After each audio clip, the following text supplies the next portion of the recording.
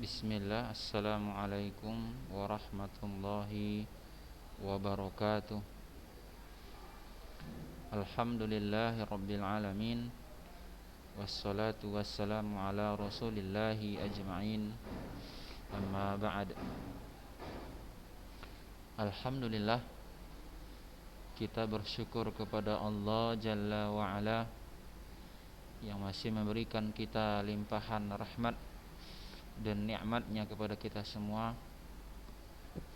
sehingga dengan sebab demikian kita masih diberikan kita nikmat, yakni nikmat kesehatan, kesempatan, sehingga kita bisa belajar, bisa beribadah, meningkatkan amal soleh kita kepada Allah Jalla wa'ala. Ayuhat talabah rahimani wa rahimakumullahu jami'an. Wa fi hadzal yawm sanwasil darasana al-madi alladhi yata'allaqu bi haditsin nabiy sallallahu alaihi wasallam. Wal an nantaqil ila al-hadits at-tasi'. Qablahu darasna fil hadits ats-tsamin. Baik, pada hari ini kita melanjutkan pelajaran hadis yang ke-9. Apa kabar antum semuanya? Sehat ya? Alhamdulillah ya. Baik, kalau antum sudah siap untuk belajar, silakan simak baik-baik. Ustadz mau mengajar antum ya, simak baik-baik audio atau video ini ya. Kalau ada bukunya, lihat bukunya, perhatikan sebagaimana halnya sekolah. Gitu juga lah antum buat ya, seolah-olah ustadz ada di depan antum ya, seolah-olah ustadz ada di depan antum. Maka antum serius, jangan main-main ya, perhatikan baik-baik. Karena kalau antum merasa tidak ada guru di situ ya, maka antum bermain-main belajarnya, makanya nanti antum nggak paham. Baik, ustadz bacain ya, antum simak baik-baik. Bismillah. Al-hadits at-tasi'. An Abi Hurairah Abdurrahman bin Sakhrin radhiyallahu anhu qala sami'tu Rasulullah sallallahu alaihi wasallam yaqul ma nahaitukum anhu fajtanibu wa ma amartukum bihi fa'tu minhu mastata'tum fa innama ahlakal ladzina min qablikum kathratu masailihim wa ikhtilafuhum ala anbiya'ihim. Rawahul Bukhari wa Muslim. Saya ulangi ya. An Abi Hurairah Abdurrahman bin Sakhrin radhiyallahu anhu qala sami'tu Rasulullah sallallahu alaihi wasallam yaqul ma nahaitukum anhu fajtanibu wa ma amartukum bihi fa'tu minhu mastata'tum fa innama ahlakal ladzina min qablikum kathratu masailihim wa ikhtilafuhum ala anbiya'ihim. Rawahul Bukhari wa Muslim. Baik, sekarang antum ikuti Ustaz ya. Ikuti Ustaz, sama-sama kita baca ya. Bismillahirrahmanirrahim. An Abi Hurairah Abdurrahman bin Sakhrin radhiyallahu anhu qala sami'tu Rasulullah sallallahu alaihi wasallam yaqul ma nahaitukum anhu fajtanibuh wa ma amartukum bih fa'tu minhu mastata'tum fa innama ahlakal ladina min qablikum kathratu masailihim wa ikhtilafuhum ala anbiya'ihim. Rawahul Bukhari wa Muslim. Jadi antum ulang-ulang saja ya, seperti hadis ini ya. Mana haitukum, antum ulang 10 kali. Mana haitukum dengan lihat teks ya. Untuk melihat teksnya 10 kali, manahaitukum, manahaitukum. Nah, udah sampai 10 kali misalnya, kalau masih kurang bisa 20 kali, terserah antum. Nah, setelah itu antum sambung pada hadis berikutnya. Nah, sebelum itu kita antum coba pejamkan matanya. Ulang 10 kali juga. Manahaitukum, manahaitukum, manahaitukum 10 kali. Baik, kalau udah hafal, coba antum sambung. Anhu fajtanibu. Anhu fajtanibu dengan melihat teks 10 kali. Ya, baru sudah hafal, udah mantap rasanya, coba tutup matanya. Anhu fajtanibu, anhu fajtanibu, anhu fajtanibu sampai 10 kali atau 20 kali. Kalau udah hafal dengan tutup mata, coba gabungkan. Manahaitukum anhu fajtanibu. Diulang 10 kali dalam melihat teks. Antum lihat, antum baca ya 10 kali. Manahaitukum anhu fajtanibu, manahaitukum anhu fajtanibu. Nah, setelah kira-kira mantap, coba antum tutup matanya 10 kali juga. Gabungkan semuanya. Manahaitukum anhu fajtanibu, manahaitukum anhu fajtanibu, manahaitukum anhu fajtanibu. Insyaallah antum hafal. Insyaallah. Diulang-ulang maka insyaallah antum hafal. Baik. Supaya lebih mantap lagi hafalan antum, supaya antum paham, ya, maka antum harus tahu maknanya. Baik. Dari Abu Hurairah. Hadis ini dari siapa? Dari Abu Hurairah. Abdurrahman bin Sakhar. Nah, nama dia Abdurrahman bin Sakhar. Abu Hurairah itu nama kunyahnya. Nama aslinya siapa? Abu Abdurrahman. Abdurrahman nama aslinya. Abdurrahman bin Sakhar radhiyallahu anhu. Qala, dia berkata, sami'tu, saya mendengar Rasulullah sallallahu alaihi wasallam yaqulu, bersabda. Aku mendengar Nabi sallallahu alaihi wasallam bersabda. Apa kata Nabi?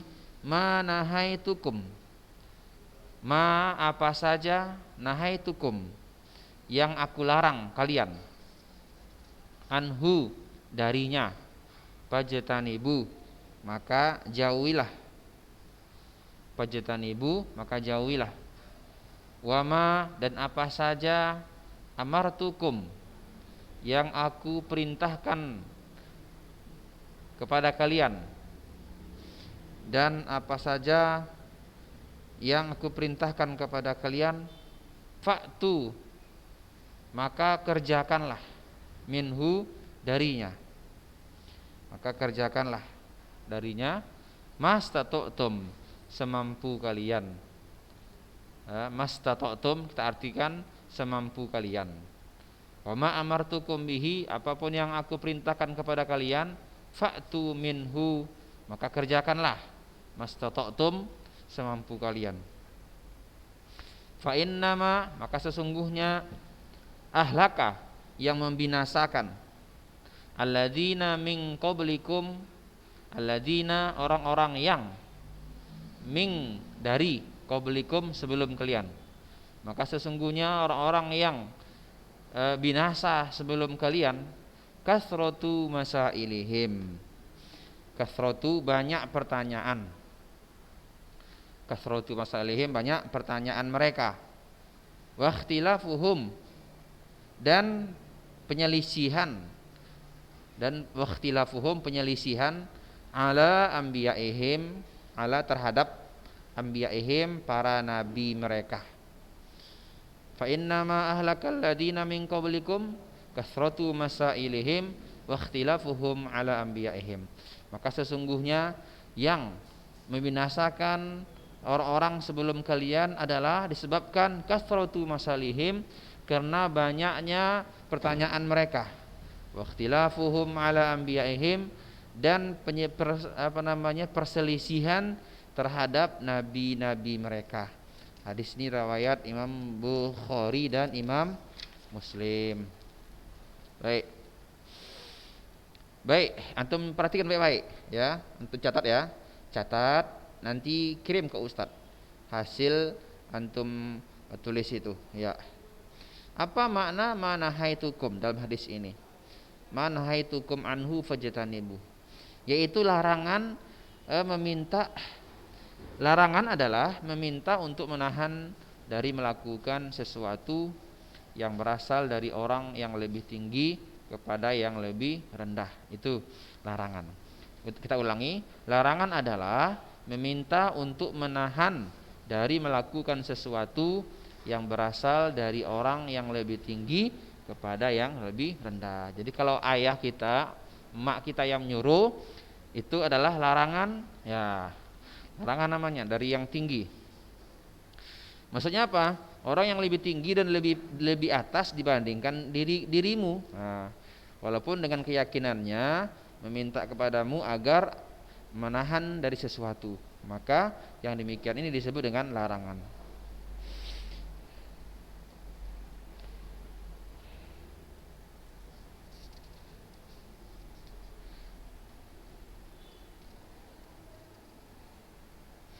Jadi apa yang dilarang Nabi maka jauhi, ya jauhi.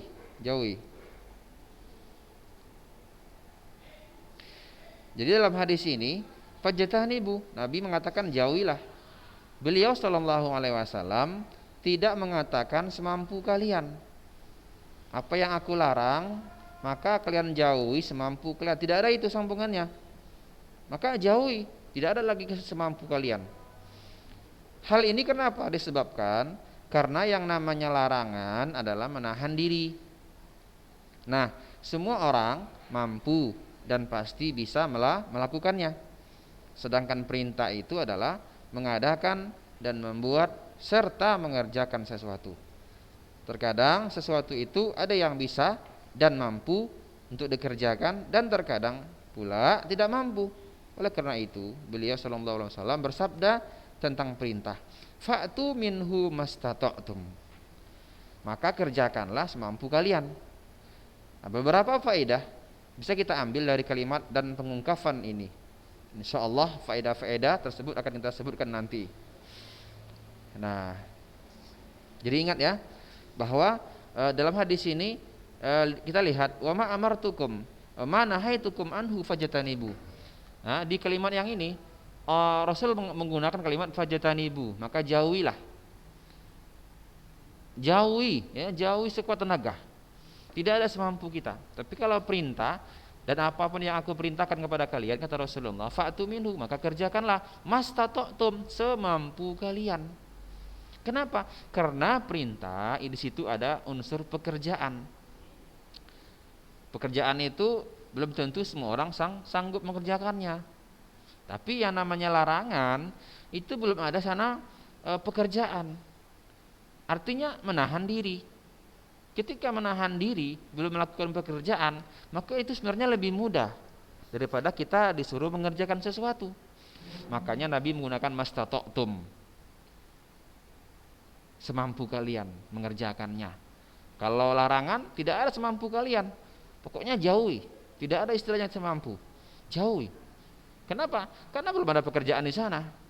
Hanya menahan diri. Baik, kira-kira antum paham ya? Ya, kalau udah paham, saat lanjutkan ya. Ya, itu perbedaannya antara larangan sama perintah. Kalau perintah itu ada unsur pekerjaan sehingga ada yang mampu, ada yang tidak mampu. Kalau larangan itu tidak ada unsur pekerjaan, belum ada sana pekerjaan, belum ada aktivitas di sana. Kita hanya menahan diri. Maka menahan diri tidak ada istilahnya semampu kita. Tahan. Tidak ada istilah menahan diri itu semampu kita. Pokoknya tahan. Karena belum ada pekerjaan di sana. Baik. Ya, berikutnya perhatikan ya. Fa inna ma ahlakal ladzina min qablikum, maka sesungguhnya orang-orang yang dibinasakan sebelum kalian itu masalahnya apa? Kasratu masalihim. Kasratu masailihim, karena banyak pertanyaan mereka. Jadi alladzina min qablikum, alladzina min, orang-orang yang sebelum kalian itu siapa? Apa nenek kalian, atuk kalian? Bukan itu maksudnya. Jadi orang-orang sebelum kalian di sini adalah mencakup orang-orang Yahudi dan Nasrani serta selain mereka. Nah, itu ya maksudnya ya. Jadi nanti kalau ada pertanyaan, apa maksud daripada alladzina min qablikum? Orang-orang sebelum kalian. Apa jawabannya? Yahudi dan Nasrani.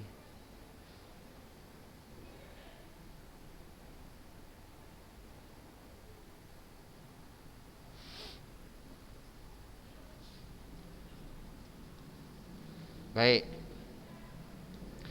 Berikutnya kasratu masailihim. Karena sebabnya apa? Mereka dihancurkan. Banyak pertanyaan mereka. Mereka. Maksudnya apa? Maksudnya adalah penyelisihan mereka terhadap para nabi dan menyebabkan mereka binasa dan hancur. Ya, sering mereka berdebat, sering mereka membantah Nabi Musa misalnya gitu kan. Ingat peristiwa Allah Subhanahu wa taala memerintahkan untuk berkurban seekor sapi. Coba lihat bagaimana orang-orang Bani Israel menanggapinya. Nanya lagi dalam surah Al-Baqarah itu, warna apa sapinya? Banyak kali pertanyaan mereka gitu kan. Wa ikhtilafuhum ala anbiya'ihim. Kemudian mereka banyak menyelisih para nabi. Nah, penyelisihan tersebut membuat mereka hancur dan binasa. Kalimat tersebut juga dibaca dengan majrur, sehingga maknanya adalah banyaknya penyelisihan mereka terhadap para nabi. Ya.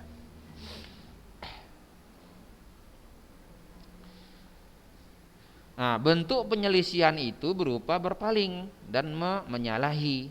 Hal seperti ini ya sesuai dengan sabda Nabi SAW tentang imam salat. Dalam imam salat ya Nabi mengatakan innama ju'ilal imamu liyutamma bih fala takhtalifu alaihi. Nabi mengatakan imam itu dijadikan untuk diikuti, maka dari itu janganlah kalian menyelisihi dan menyalahinya. Nah, beliau tidak mengatakan janganlah kalian tertinggal darinya, janganlah tertinggal. Tapi apa kata Nabi? Janganlah menyelisihi, jangan mendahului. Nah, baik. Adapun beberapa faedah hadis ini kita lihat ya. Pertama, antum tulis ya, jangan lupa antum tulis. Yang pertama adalah faedahnya kewajiban menahan diri dari segala yang dilarang Nabi Shallallahu Alaihi Wasallam. Itu dia faedah pertama. Kewajiban menahan diri dari segala yang dilarang Nabi Shallallahu Alaihi Wasallam. Yang kedua faedahnya, larangan itu mencakup larangan yang sedikit maupun banyak. Larangan itu mencakup larangan yang sedikit maupun banyak. Baik sedikit atau banyak sama aja, larangan tetap larangan. Tidak ada ini kan larangnya masih sedikit, ini belum seberapa larangannya. Enggak ada, sama aja. Yang namanya larangan sama semua.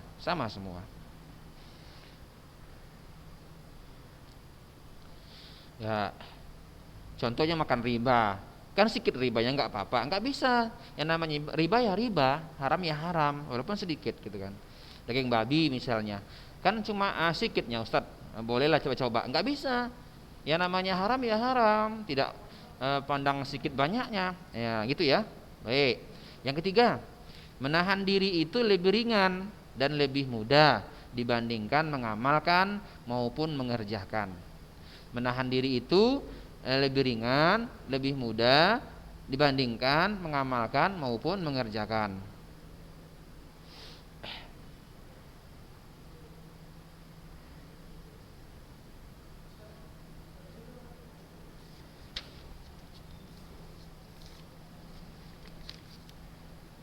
Berikutnya, faedah yang keempat, kewajiban melaksanakan perintah hanyalah sebatas kemampuan dan kekuatan. Kita ulangi, faedah yang keempat. Kewajiban melaksanakan perintah hanyalah sebatas kemampuan dan kekuatan. Tuh. Baik, yang berikutnya, faedah yang kelima. Manusia itu memiliki kemampuan dan kekuasaan. Ya, jadi tidak semua orang itu sama kemampuan dia, berbeda-beda tingkatannya. Ya, yang keenam, faedahnya, jika seseorang manusia tidak mampu dan tidak sanggup untuk melakukan dan menunaikan semua kewajiban, maka hendaknya dia mengerjakan kewajiban yang dia mampu dan bisa menunaikannya, enggak dipaksa. Misal sholat. Nah, kalau dia nggak sanggup berdiri, ya boleh duduk. Kalau nggak bisa duduk, boleh berbaring. Ya, ada pilihan kan? Ya, mana mana bisa dipaksakan orang yang sakit gitu kan. Dia harus bisa duduk atau berbaring. Yang penting intinya tetap sholat. Gak ada istilahnya nganggur, gak ada istilahnya libur sholat, gak ada. Tetap sholat selagi dia berakal, selagi dia masih mampu, kerjakan semampunya. Baik.